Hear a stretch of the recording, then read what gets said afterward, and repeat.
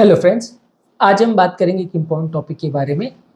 उम्र के साथ हार्ट फेलियर के मैनेजमेंट पे और पेशेंट के लॉन्ग टर्म सर्वाइवल के चांसेस पर क्या फ़र्क पड़ता है, यानी उम्र दराज पेशेंट्स में हार्ट फेलियर का मैनेजमेंट में क्या डिफरेंस है, क्या प्रॉब्लम्स है और क्यों ये यंग पेशेंट्स यानी जवान लोगों के हार्ट अटैक या हार्ट फेलियर पेशेंट्स में मैनेजमेंट स्ट्रैटेजी से बिल्कुल अलग है। तो आज का टॉपिक है how does age affect the management and prognosis of heart failure patients. Topic पर जाने से पहले जो लोग हमारे चैनल पर नए हैं उन्हें रिक्वेस्ट करूंगा कि चैनल को सब्सक्राइब करें, वीडियोस को लाइक और शेयर करें।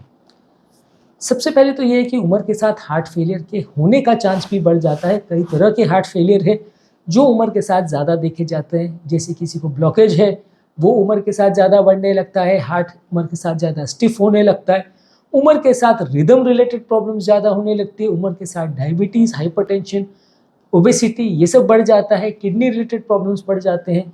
तो ये सारी ही चीज़ें डायरेक्टली या इनडायरेक्टली हार्ट के फेलियर के चांसेस को बढ़ा देती है। तो ओवरऑल यंग पेशेंट्स के कंपैरिजन में हार्ट फेलियर उम्र दराज पेशेंट में ज़्यादा देखा जाएगा। इसके बहुत सारे जो इश्यूज़ हैं, जो बहुत सारी बीमारियाँ हैं, बहुत सारे रिस्क फैक्टर्स हैं, वो ज़्यादातर उम्र दराज पेशेंट में ज़्यादा देखने को मिलते हैं। यंग पेशेंट्स में ना तो मल्टीपल डिसऑर्डर्स होते हैं, ना उनको हार्ट अटैक होने का चांस कंपैरेटिवली ज़्यादा होता है। इनफैक्ट बहुत यंग पेशेंट्स में तो वायरल इन्फेक्शंस ही सबसे ज़्यादा कॉमन कॉज होता है। उम्र दराज पेशेंट में कई और कॉज एडअप हो जाते हैं, कई और कारण एडअप हो जाते हैं, जिसकी वजह से बीमारी के चांसेस बहुत ज़्यादा बढ़ जाते हैं। इसके अलावा कई कोमॉर्बिड कंडीशंस एडअप हो जाती हैं। जैसे कि अगर किसी को हार्ट फेलियर और साथ में हाइपरटेंशन है तो मैनेजमेंट स्ट्रैटेजी थोड़ा बदल जाएगा, साथ में डायबिटीज़ है तो स्ट्रैटेजी बदल जाएगा, साथ में किडनी का प्रॉब्लम है तो स्ट्रैटेजी अलग हुआ, अगर ऑब्स्ट्रक्टिव स्लीप एपनिया है तो उसका ट्रीटमेंट स्ट्रैटेजी चेंज होगा, अगर नलियों का ब्लॉकेज है तो उसमें ट्रीटमेंट स्ट्रैटेजी चेंज होगा। तो ये सारी ही चीज़ें आपके मैनेजमेंट स्ट्रैटेजी को चेंज करती है। यदि किसी उम्र दराज व्यक्ति को हुआ है तो ये बीमारियां साथ में मिलती हैं हार्ट फेलियर के, और ये सभी चीज़ें आपकी दवाइयों के चॉइसेस, आपकी मैनेजमेंट स्ट्रैटेजी, किस डोज पे दवा देना है, कितनी दवा देना है, ये सारी ही चीज़ों को इन्फ्लुएंस करती है। इसके अलावा उम्र दराज पेशेंट में ऑलरेडी कई तरह की मेडिसिन चल रही होती है जो कि एक दूसरे के साथ इंटरेक्ट कर सकती हैं। जैसे मान लीजिए आपने हार्ट फेलियर की मेडिसिन ली, साथ में बीपी की चल रहा है, दोनों दवाई साथ में ले ली तो बीपी ज़्यादा लो हो सकता है। हार्ट फेलियर के लिए आपने SGLT2 इनहिबिटर दिया और पता चले पेशेंट को डायबिटीज़ का ऑलरेडी थेरेपी चल रहा है तो ज़्यादा शुगर लो हो गया। मान लीजिए किडनी का प्रॉब्लम चल रहा है और हार्ट फेलियर है तो कई मेडिसिन आप दे नहीं पाएंगे। इसके अलावा पेशेंट्स को कई बार दवाइयों से रिएक्शंस होने का चांस भी कई गुना बढ़ जाता है। यंग पेशेंट का लिवर, किडनी और बॉडी का टॉक्सिन रिमूवल सिस्टम कंपैरेटिवली ज़्यादा अच्छा काम करता है उम्र दराज लोगों के कंपैरिजन में। इसलिए जब उम्र दराज व्यक्ति को अगर प्रॉब्लम आती है तो आपको मैनेजमेंट करना मुश्किल पड़ता है, आपको ओवरऑल प्रॉब्लम्स होने का चांस कई गुना ज़्यादा बढ़ जाता है। मेडिसिन रिलेटेड साइड इफेक्ट्स और मेडिसिन रिलेटेड डैमेज होने का चांस बढ़ जाता है, क्योंकि लिवर, किडनी और सारे टॉक्सिन रिमूवल सिस्टम सुचारू रूप से काम नहीं कर पाते हैं उम्र दराज पेशेंट में। तो हर दवा देने से पहले आपको उसके साइड इफेक्ट्स के बारे में ज़्यादा डिस्कस करना पड़ता है, ज़्यादा सोचना पड़ता है और ज़्यादा प्लान करना पड़ता है, तभी आप दवा दे पाते हैं। कई बार तो कई इंपॉर्टेंट दवाइयाँ आपको मिस ही करनी पड़ती है या नहीं देनी पड़ती है पेशेंट को, क्योंकि आपको डर लगता है कि साइड इफेक्ट्स ज़्यादा ना हो जाए। इसके अलावा पेशेंट की फिजिकल लिमिटेशंस बढ़ जाती है तो एक्सरसाइज से रिलेटेड कई इश्यूज बढ़ जाते हैं। अब मान लीजिए हार्ट फेलियर के हर पेशेंट को आप बोल रहे हैं एक्सरसाइज करने को, लेकिन क्योंकि व्यक्ति उम्र दराज है, उसको जॉइंट का प्रॉब्लम है या ऑलरेडी नी रिप्लेसमेंट हो गया तो वो चल फिर नहीं पाएगा, एक्सरसाइज नहीं कर पाएगा। यदि मान लीजिए पेशेंट को आप बोलते हो कि डेली आप थोड़ा सा कुछ और तरह का एक्सरसाइज करो, वॉकिंग करो या कुछ और चीज़ों में आप इंटरेस्ट लो, डेली एक्टिव रहो, तो ये सारी ही चीज़ें जो है उम्र दराज पेशेंट्स में थोड़ा कम हो जाती है। उम्र दराज पेशेंट्स में कंपेरेटिवली उनके पास करने की इच्छा चीज़ों को भी वो भी काफ़ी कम होती है और अपने आप को बेटर बनाने की इच्छा भी कंपैरेटिवली कम होती है। तो उम्र दराज पेशेंट कई बार आपके रिहैबिलिटेशन प्रोसेस में प्रॉपरली नहीं आ पाते हैं। आप उनको बोलते रहते हैं कि भाई आपको वॉकिंग भी करना है, आपको ये भी करना है, वो भी करना है, पर क्योंकि वो उम्र के साथ बहुत ज़्यादा रिजिड हो जाते हैं, बहुत ज़्यादा मानने की इच्छा उनकी कम हो जाती है, इस वजह से आपका जो प्रॉपर रिहैबिलिटेशन है वो नहीं हो पाता और फिजिकल लिमिटेशन खासकर जॉइंट प्रॉब्लम्स की वजह से कई तरह की एक्सरसाइजेज नहीं हो पाती हैं। इसके अलावा प्रोग्नोसिस की अगर बात करें तो लॉन्ग टर्म सर्वाइवल उम्र दराज पेशेंट में कंपैरेटिवली कम मिलेगा, क्योंकि उसमें हार्ट फेलियर के बिगड़ने का चांस और हार्ट फेलियर से रिलेटेड मृत्यु का चांस, हार्ट अटैक्स होने का चांस सब कुछ कई गुना ज़्यादा होगा। पेशेंट का टॉलरेंस लेवल भी कम होगा, थोड़ा सा भी अगर कुछ प्रॉब्लम हो तो पेशेंट बहुत जल्दी बिगड़ जाते हैं। इसलिए उम्र दराज पेशेंट में जान बचने के चांसेस लॉन्ग टर्म कंपैरेटिवली कम होंगे यंग लोगों के कंपैरिजन में। अगर यंग व्यक्ति को हार्ट अटैक हुआ तो दवाइयों से रिस्पॉन्स भी कंपैरेटिवली बेटर मिलेगा उम्रदराज लोगों के कंपैरिजन में। यंग पेशेंट्स का मेडिसिन से जितना पम्प फंक्शन सुधार होगा और मेडिसिन का टॉलरेंस लेवल है वो भी अलग होगा। तो ये सारी चीज़ें लॉन्ग टर्म पेशेंट के सर्वाइवल के चांसेस को बहुत फ़र्क करती हैं। इसके अलावा सोशल सपोर्ट में भी बहुत ज़्यादा फ़र्क पड़ता है। यंग पेशेंट्स को अगर कोई प्रॉब्लम आती है तो क्योंकि वो फैमिली का अर्निंग मेंबर होता है या जो भी फैमिली के लिए बहुत इंपॉर्टेंट हिस्सा होता है, तो फैमिली वाले भी उसकी पूरी सेवा करते हैं और सब चीज़ उसके लिए करते हैं, जिससे ट्रीटमेंट में सक्सेस का चांस कई गुना बढ़ जाता है। उम्रदराज पेशेंट्स को बहुत सारी फैमिलीज़ में अकेला छोड़ दिया जाता है या अपने हाल पर छोड़ दिया जाता है। कई बार पेशेंट्स के रिलेटिव्स ट्रीटमेंट से भी मना कर देते हैं कि अगर 70-80 साल के व्यक्ति को बार बार अगर हार्ट फेलियर हो रहा है तो रिलेटिव्स बोल देते हैं कि साहब अभी कुछ नहीं करना, अभी छोड़ दो, जाने दो, ये वो बहुत उम्र हो गई। तो ये सोशल चीज़ें भी कई बार बढ़ जाती है कि फैमिली कितना आपके साथ कोऑपरेट करेगी और कितना खर्चा करने को तैयार होगी और कितना ट्रीटमेंट के लिए अग्रेशन शो करेगी, वो यंग और उम्रदराज पेशेंट में बहुत फ़र्क होता है।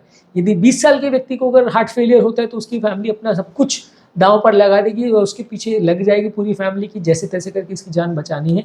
वहीं अगर 70-80 साल के व्यक्ति को हार्ट फेलियर हुआ तो फैमिली कई बार दवा गोली करवाने से भी कई बार मना कर देती है।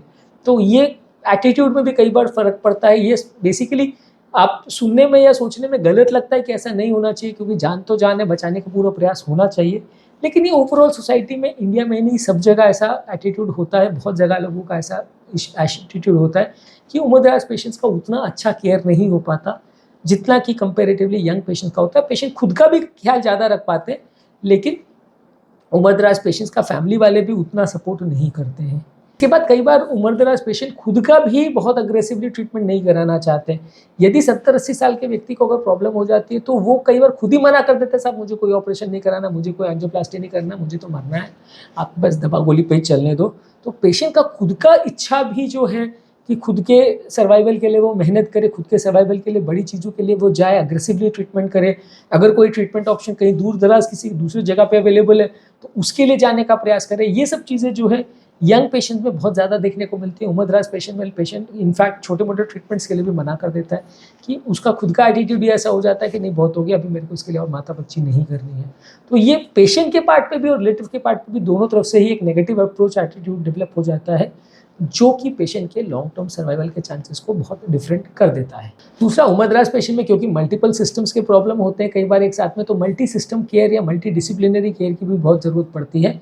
अकेला सिर्फ हार्ट फेलियर है तो आप सिर्फ हार्ट कार्डियोलॉजिस्ट उसमें मैनेज करेगा, लेकिन अगर हार्ट फेलियर के साथ किडनी फेलियर भी है, लिवर फेलियर भी है, ब्रेन का भी प्रॉब्लम है, डिमेंशिया का भी प्रॉब्लम है, नर्व्स का भी प्रॉब्लम है, लिवर का भी प्रॉब्लम है, तो हर तरह की बीमारी के लिए अलग अलग स्पेशलिस्ट के पेशेंट को चक्कर काटने पड़ेंगे और ये सारी चीज़ें मैनेज करना थोड़ा मुश्किल होता है। पेशेंट को डॉक्टर टू डॉक्टर शिफ्ट करना भी बार बार मुश्किल होता है, हर बार कोई नया प्रॉब्लम्स डेवलप हो जाती हैं। ड्रग कंप्लायंस का भी इशू रहता है। कई बार पेशेंट या तो डिप्रेशन वगैरह की वजह से दवाइयाँ लेते ही नहीं है या लेना भूल जाते हैं, क्योंकि वो दवाइयाँ या तो उनको लेबल्स दिखते नहीं है तो गलत दवाइयाँ ले लेते हैं, या दिन भर में कभी 4 दवाई ली, कभी 3 दवाई ली, कभी दवा ली ही नहीं। ये सारी चीज़ें उम्रदराज पेशेंट में ज़्यादा देखने को मिलती हैं। ये भूलने का प्रॉब्लम या दवा सही तरह से नहीं लेने का प्रॉब्लम यंग पेशेंट्स के कंपैरिजन में उम्रदराज पेशेंट्स में ज़्यादा होता है। दूसरा ये है कि एम्बुलेशन की प्रॉब्लम की वजह से कई बार डॉक्टर के फॉलोअप में भी उम्रदराज पेशेंट इतनी इजीली नहीं आ पाते हैं। कई बार सीढ़ी चढ़ने में उनको प्रॉब्लम आती है, कई बार घर से बाहर चलने में प्रॉब्लम आती है, मल्टीपल जॉइंट्स रिलेटेड प्रॉब्लम होते हैं, चलना फिरना या उनको ले जाना एक बड़ा कार्यक्रम हो जाता है। अब यंग पेशेंट 25-30 साल का आदमी तो खुद जाके डॉक्टर को दिखा के भी आ जाए तो भी चलता है, और उम्रदराज पेशेंट को तो पूरे फैमिली को गाड़ी में भर के लेके जाना पड़ता है, कोई इधर से पकड़ रहा है, कोई उधर से पकड़ रहा है। तो ये सारी चीज़ों के चक्कर में डॉक्टर फॉलोअप भी बहुत कॉम्प्रोमाइज़ हो जाता है। कई बार ऐसा हमने देखा है कि उम्रदराज पेशेंट को कई लोग ऐसे थे कि कोविड के टाइम पे बाहर निकलना बंद किया तो 2-2 3-3 साल के बाद डॉक्टर को दिखाने को आ रहे हैं। तो इस तरह का एटीट्यूड की वजह से भी कई छोटी-छोटी बड़ी प्रॉब्लम मिस हो जाती है, और उस समय जब आप पेशेंट का इवैल्यूएट करते हो तो अभी किडनी फेल हो गया, अभी लिवर फेल हो गया, अभी ये हो गया, अभी बीपी इतना चल रहा है, अभी शुगर इतना चल रहा है। तो वो सारी चीज़ें मैनेज करना बहुत मुश्किल हो जाता है, क्योंकि पेशेंट आपके पास रेगुलर आता ही नहीं है। वो एम्बुलेशन रिलेटेड प्रॉब्लम की वजह से लोग आपके यहाँ पे फॉलोअप के लिए आने का चांसेस कंपेरेटिवली यंग पेशेंट के कंपैरिजन में काफ़ी कम होता है। इसके अलावा उम्रदराज पेशेंट बहुत ज़्यादा रिजिड होते हैं, तो अपनी डाइटरी और लाइफस्टाइल चेंजेस करने पर भी वो कई बार रेडी नहीं होते।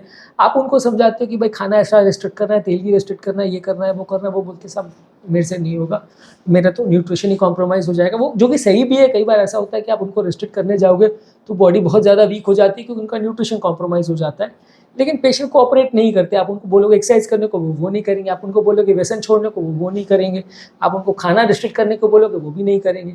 तो ये सारी चीज़ें कई बार उम्रदराज पेशेंट में रिजिड बिहेवियर की वजह से लाइफस्टाइल चेंजेस करवा पाना भी बहुत मुश्किल पड़ जाता है। इसके अलावा यंग पेशेंट्स क्या है, बहुत प्रोएक्टिव होकर आगे से आगे होकर सारे कॉम्प्लिकेशंस वगैरह को प्लान करके उस हिसाब से अग्रेसिवली मॉनिटरिंग करते हैं, लेकिन उम्रदराज पेशेंट में ये सारी चीज़ें नहीं होती है। उनमें कॉम्प्लिकेशन होने का चांस तो बहुत होता है, लेकिन एक मॉनिटरिंग करने में वो उतना कोऑपरेशन नहीं देते। जो थोड़े बहुत सिम्टम्स वगैरह जो होते हैं वो उनको या तो पता नहीं चलते हैं या वो बताते नहीं हैं। कई बार उम्रदराज पेशेंट में पेनलेस हार्ट अटैक या थोड़ा मोड़ा सिम्टम्स के साथ हार्ट अटैक्स या प्रॉब्लम्स होने का चांस ज़्यादा होता है। वो एज की वजह से भी या हेजिटेशन की वजह से लोग को बताते नहीं हैं और फाइनली डॉक्टर के पास तब पहुंचते हैं जब बहुत लेट हो चुका होता है। ये बेसिकली बहुत सारी प्रॉब्लम्स है जो उम्रदराज पेशेंट के हार्ट फेलियर मैनेजमेंट में दिक्कत आती है, और इनको समझना और इनको अपने ट्रीटमेंट स्ट्रैटेजी में इनकॉर्पोरेट करना या ट्रीटमेंट की स्ट्रैटेजी इस हिसाब से डिज़ाइन करना बहुत ज़रूरी है, क्योंकि ये सारी चीज़ें पेशेंट के लॉन्ग टर्म सर्वाइवल पर बहुत ज़्यादा इफेक्ट करती है। ये सब कारणों की वजह से ये देखा जाता है कि यंग पेशेंट्स की तुलना में उम्रदराज पेशेंट में मृत्यु दर कई गुना ज़्यादा होता है। इसमें सिर्फ एक एज फैक्टर ही नहीं है, एज से रिलेटेड बहुत ज़्यादा social factor, physical factor, mental factors, family factors, financial factors, बहुत सारी चीज़ें इन्वॉल्व होती हैं। उम्मीद करूँगा कि आज के टॉपिक में कुछ नई बातें जानने को मिली होगी।